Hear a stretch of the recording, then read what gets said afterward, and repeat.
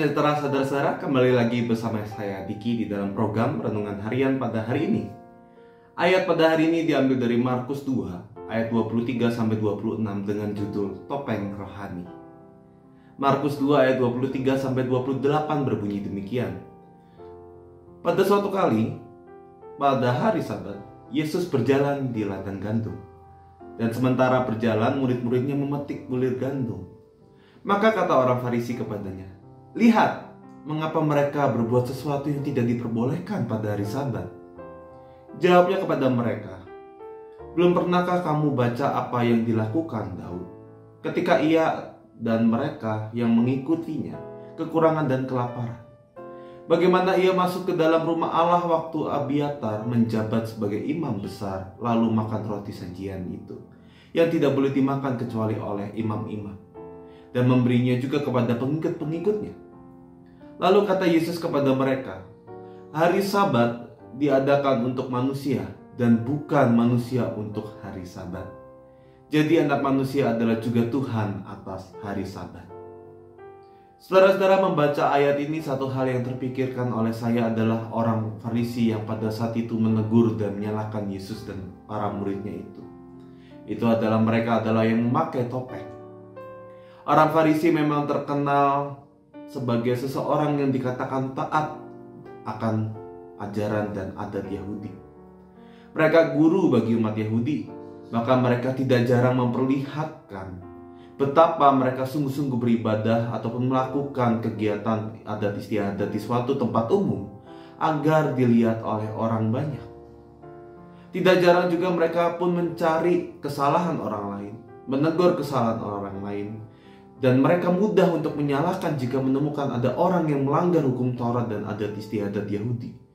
Namun ternyata sembunyi-sembunyi pun ternyata mereka mencurangi hukum Taurat dan melanggar hanya untuk kepentingan dirinya sendiri.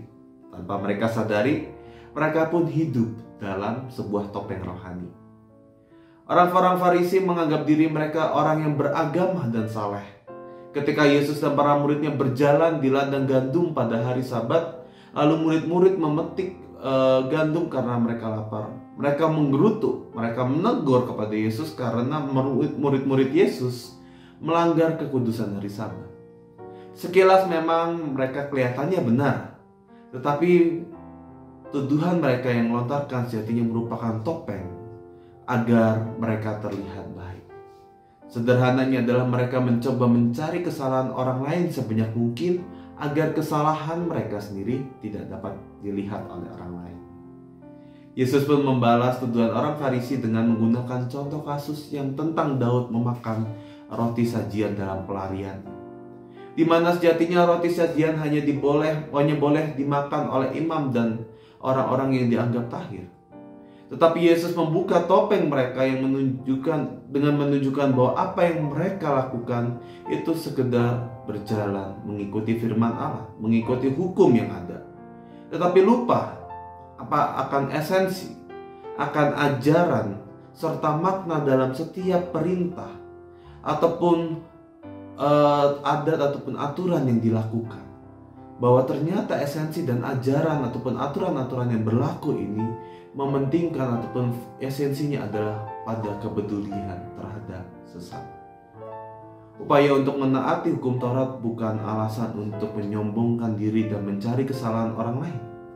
Hal yang perlu diingat adalah bahwa Allah memberikan hukumannya untuk kebaikan dan kepedulian terhadap sesama. Maka hal yang seharusnya diprioritaskan bukan soal legalisme atau boleh dan tidak, melainkan bagaimana sikap kita ketika kita menghadapi masalah, namun merespon masalah tersebut dengan penuh cinta dan kasih. Menaati hukum Allah dan menguduskan hari Sabat dilakukan sebagai respon kita terhadap Allah yang telah mengasihi kita terlebih dahulu melalui kebaikan dan karya keselamatan yang diberikan oleh Allah. Bukan karena kita bersandiwara di depan orang umum dan kita menunjukkan bahwa wah, kita orang taat. Renungan ini kiranya mendorong kita untuk tidak hidup sama seperti orang Farisi yang memakai topeng untuk keperluan pribadi mereka sendiri di mata orang lain. Tetapi marilah kita benar-benar menjalin relasi yang baik dengan Allah terhadap sesama yang berlandaskan dengan kasih. Amin.